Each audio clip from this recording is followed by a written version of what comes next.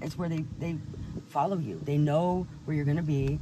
Like I've had to do things like boost to support myself, and so I would go to the store and these people would be there, and it's like they're catcalling me through the aisles, and they're like on either side of me, you know, in the aisle, in separate aisles, and they're like shouting like you know, like whatever negative comments, or like they know, and I mean, this is like something that's followed me.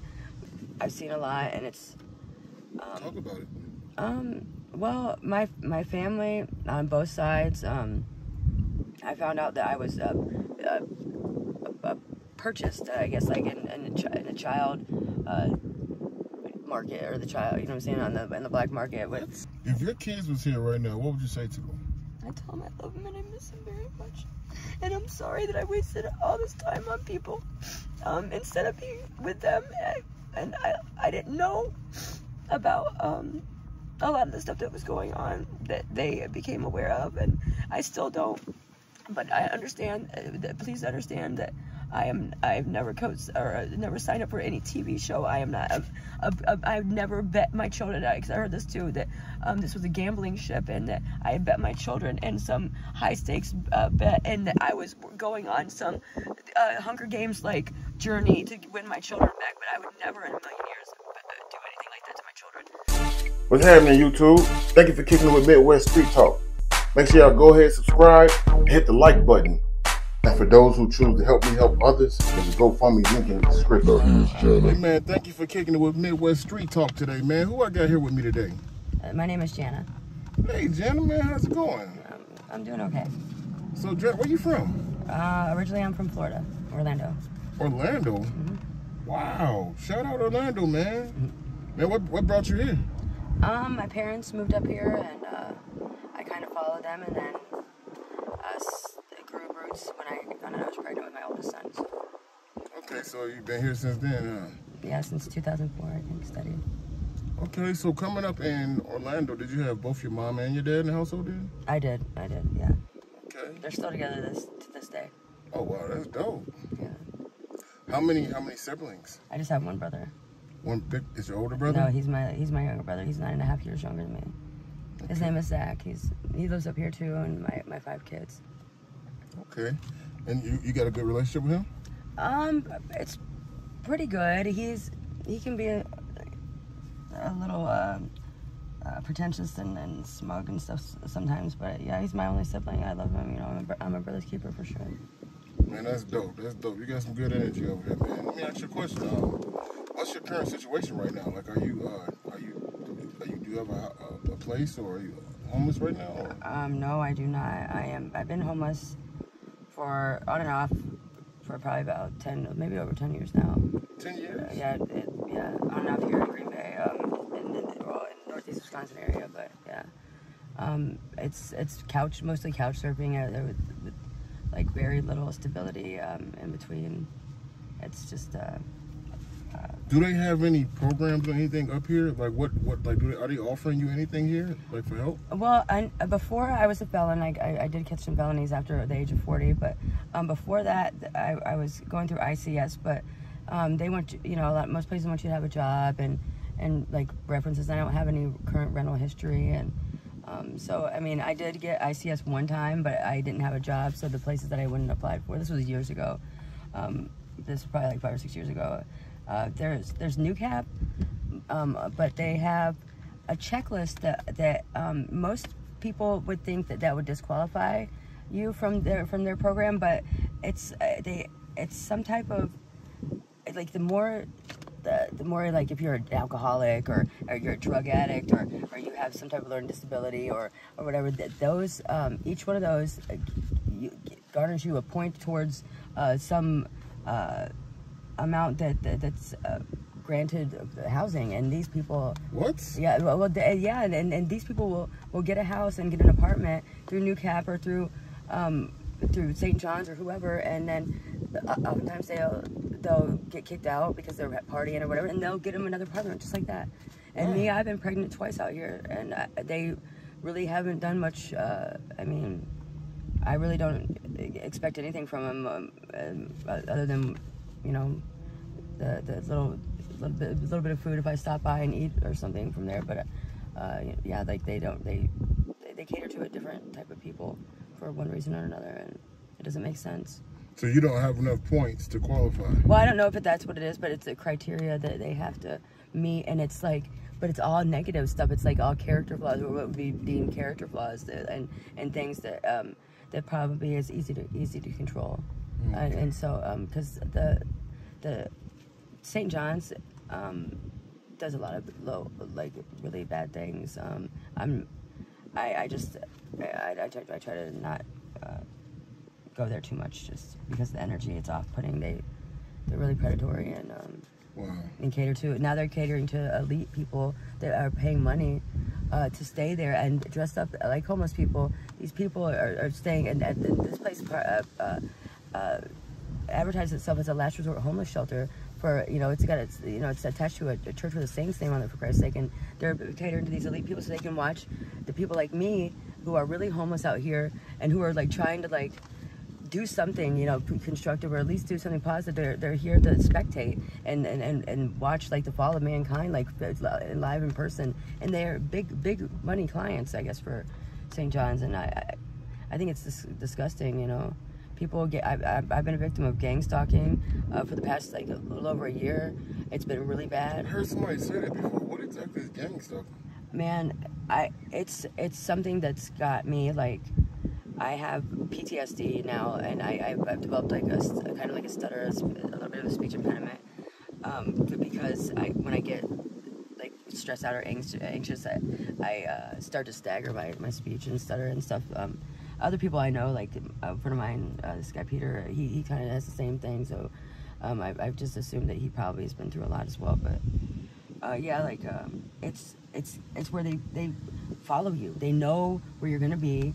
Like I've had to do things like boost to support myself, and so I would go to the store and these people would be there, and it's like they're catcalling me through the aisles, and they're like on either side of me, you know, in the aisle, in separate aisles, and they're like shouting like you know, like whatever negative comments, or like they know, and I mean, this is like something that's followed me heavily for at least the past year and a half, and the other people have been victims of this too, and it's really scary. Like it's fucked up, like because I don't have any privacy. My life is like been turned into like a spectacle, and I really am not a person that likes the, you know, I don't like the draw of all the attention, especially when it's negative.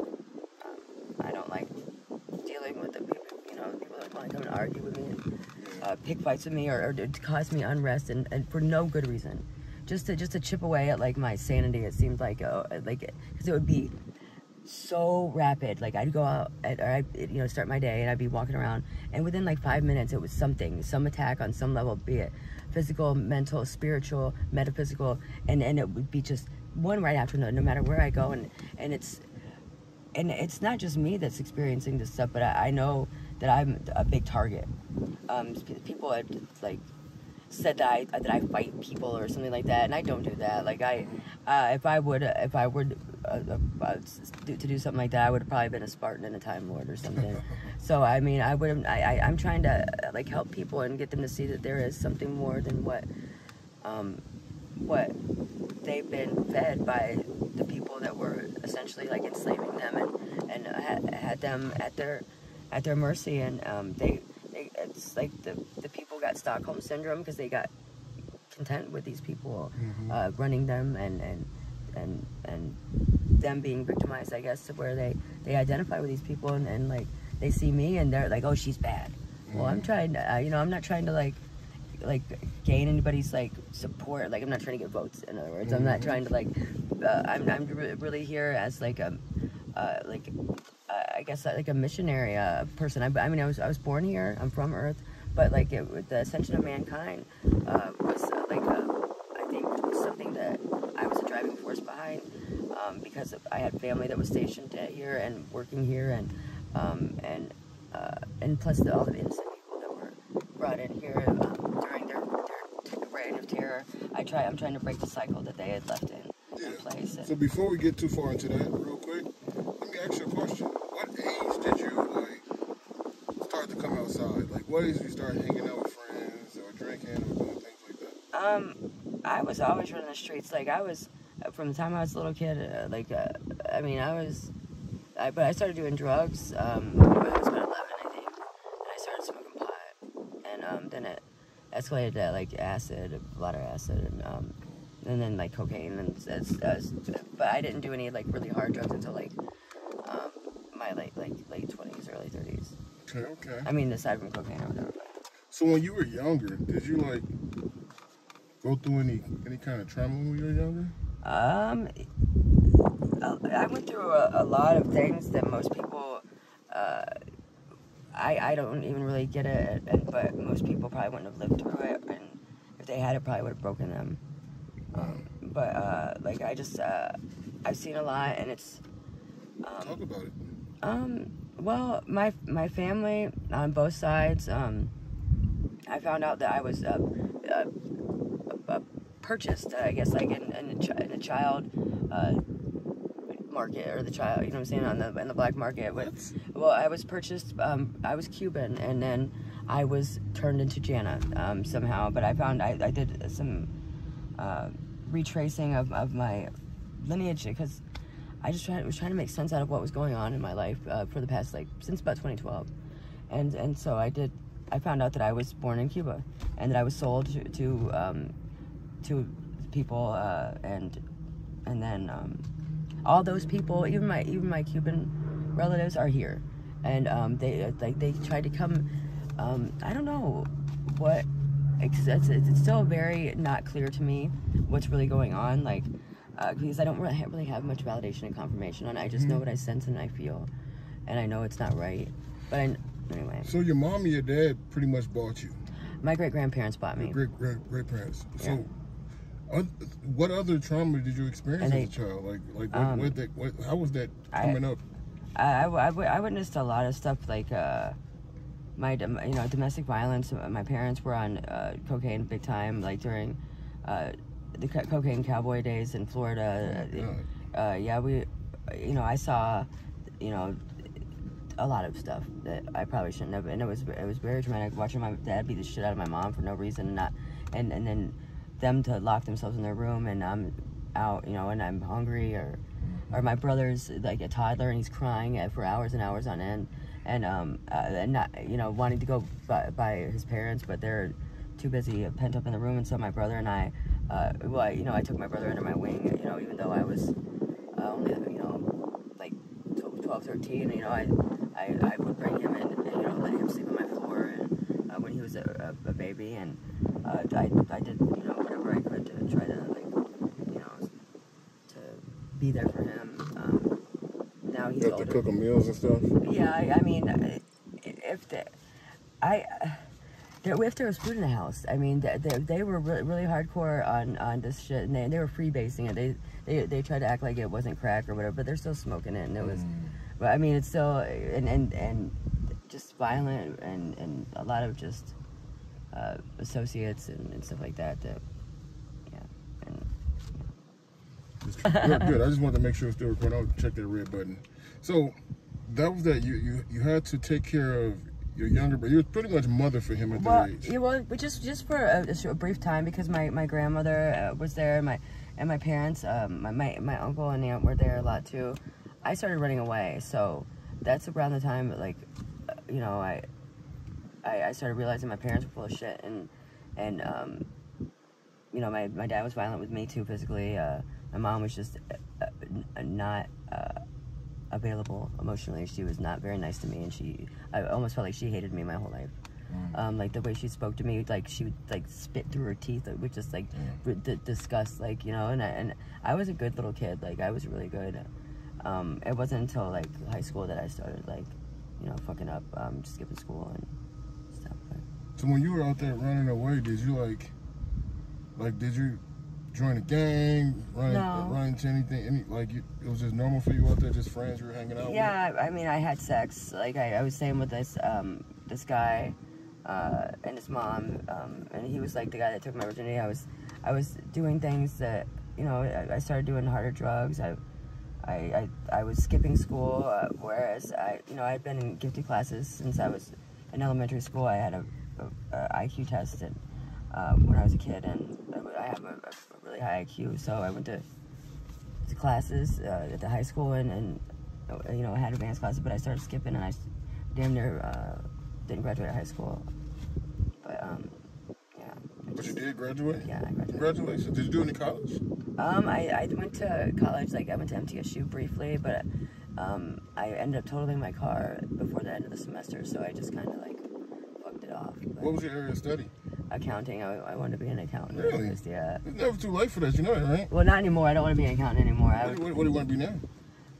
If I could be anything, probably like a medical examiner. Oh, really?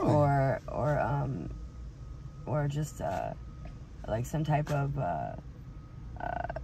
theoretical scientist person. I think I like if I could get into, like, I don't know, science and you know, but yeah, I think that, like, because I'm pretty ingenuity. I got ingenuity. Okay. But I kind of. So you got a brain and a half. Yeah, I can come up with good ideas that, like, on the, you know, at the moment and stuff, and so it's I come up with some pretty cool shit sometimes. So first you would need, like, some stability, right, to, like, help you, you know, clear your thoughts and everything. No. And then would you go back to school after that, once you get the place? Probably, yeah. Like, you know, because I've never applied for Social Security, even though I probably could get it for, like, ADHD and whatever other. But yeah, like I always wanted to go back to school and, like, further my, like, education. I felt like that was, like, kind of like giving up if I were to get, like, Social Security and shit, you know. Well, I get what you're saying. Well, I definitely want to talk to a couple of places out here to see if, you know, as far as housing goes, like, are you opposed to going to, like, a shelter where they help you step by step to get your own place? The shelters that there are two in the area, and both are really not. They are crooked. They're really crooked. What about Appleton? Have you tried Appleton? My kids are in this area, so I really don't want to get too further, because they're already where I can't see them, and it's hard enough for me to deal with that on a day-to-day basis. I get it. Trust me, I get it. I understand. And you just, I mean, at least you're close, you know. If anything happens. I mean, I don't get to interact with them like I should. Like, I'm their mom. Like, I gave birth to them. They should be, you know, they're young, like but they've been kept from me, and they're just kids, and it's not fair, like, because the people that keep them from me, be it my parents or whoever, they see them as a meal ticket, as a dollar sign, as something that they can, as some type of comeuppance, and I see my children, you know, and that's what is really fucked up, because I just want to be I just want to be a mom and do, like, normal people shit. I literally was born to be, like, a mom and being away from my kids, and I appreciate, like, disinterested people and them doing the double, because I would have probably killed myself. I mean, in the past, anytime I lost a child, it wore on me.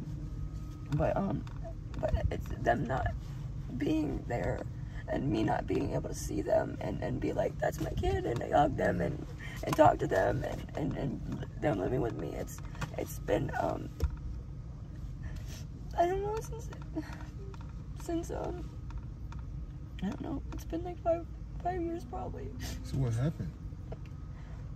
Some really crazy things happened to me, and when the crazy things happened, this guy Gerald said that anyway, but for 2 years I was frozen, as he said, and he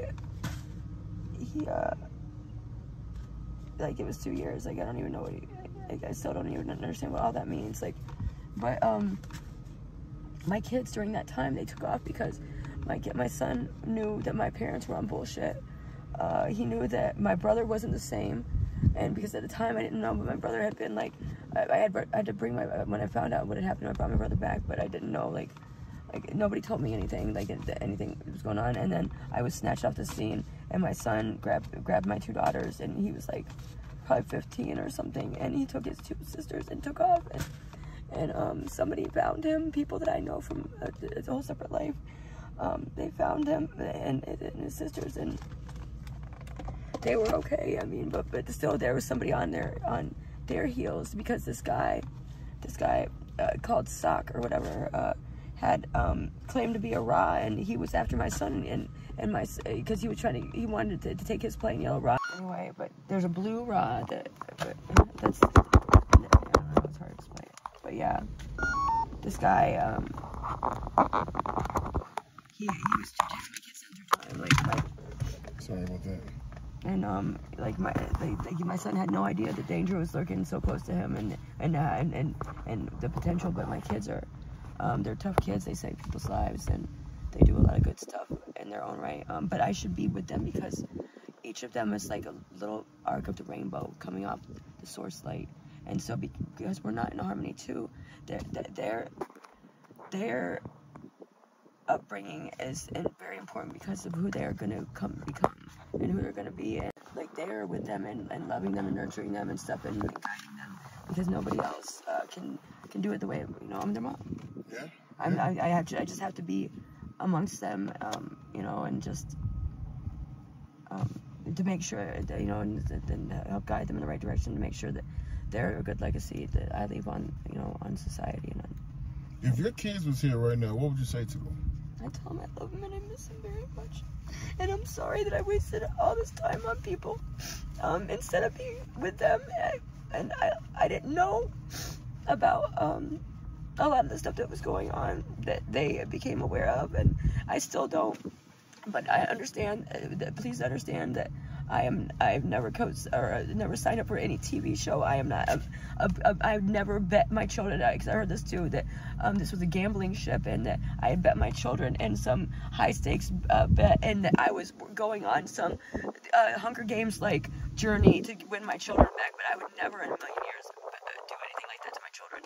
And then I didn't know. I didn't know that life was not what I had seen it be, you know, up until that point. I didn't. And I just want my kids back. I want them to know that I love them, and I think about them constantly. I talk to them in my head all the time. And if it wasn't for them, I wouldn't even want to be, like, I don't give up on like, my, you know, the ascension of mankind. I mean, I got everybody as far as I can, but we're, like, at a stalemate, and nobody's wanting to do anything, like. And I'm here. I am spinning my wheels for people that would rather see me dead, and my kids are out there. So, and I don't want my kids to ever resent me, because I was doing things for the right reasons to make sure that they never had to experience the things that I had to go through, and knowing that you know, that I was making a way for them to be safe, and I hope that one day they're proud of me, and they don't think that I'm a failure. So hopefully you're gonna come out of this. You got the strength to, man. I'm gonna speak into your life right now in Jesus' name. My thing is, my next question I want to ask you: what advice would you give a mom, like somebody that's going through what you going through, or what you went through? What kind of advice would you give them? Well, to the parents out there who cares, the kids, you know, had to be saved and rescued. I know it's so easy to, you know, be like out of sight, out of mind, but then when you're alone, you know that there's that missing part of you, you know, especially as mothers, we're the caretakers and nurturers, and if you're, you know, it's normal to miss your children, and it's normal to crave that company, you know, the love of a child and a mother, and there's nothing wrong with that, but there's a lot of people out there that really don't care, and if you're, you know, just, I hope that you guys can find inspiration, and me, and maybe strengthen me if you need to, because I'm still alive and still trying to hold on to faith, and it'll get better, and the kids are safe, they're good, and they're gonna be okay, and they're gonna be there waiting for us when we finally all pull our heads out of our asses. So that's good. Let me ask you a question. Just in case there was somebody that wanted to reach out and help your situation, did you have like a social media or email, some way that can contact you? No, I don't really. I just stopped going on Facebook a while ago. I don't really have but my name is Jana. I live in Green Bay, Wisconsin. Do you have an email or something, maybe? I don't. I don't. Well, I'll tell you what, I'll be out here. I'm always outside. Okay. And if they want to leave a comment or something, or they can reach out to me and I'll let them know. But also, what about a Cash App? Like, do you have a Cash App? I don't have any of that. Like, I'm like so out of the loop. I don't know that. I know they give out those Obama phones out here. I gotta find one of the tables. That'd be one of the days I'd take you to go get one. We'll get you a new social media, son. Yeah. I kind of want to get another one myself. They give out some nice phones from what I understand, but I just figured it was some just, the government tracking. No, it's not. It's not. It's good resources, and then it's I know, but I'm just saying, the little kiosks that they were popping up all over and giving tablets away. I just figured this is a little much, Hey man, you gave a really beautiful interview, man. I thank you for expressing yourself and telling your story to be able to help others. And then we're gonna pray for your strength as well, Lord. I pray that you strengthen this woman. Put her on, allow her to get on track, and myself as well, in a lot of ways in our lives. And what your message today was powerful, man. Thank you for kicking with Midwest Street Talk. Now it's a tradition at the end of the Midwest Street Talk. I gotta ask. What? Who should they subscribe to? What do you mean? Midwest Street Talk? Yeah, of course. I always Midwest Street Talk. So right about now, the music comes on. I play the music. Let me see you dance a little bit. Yeah.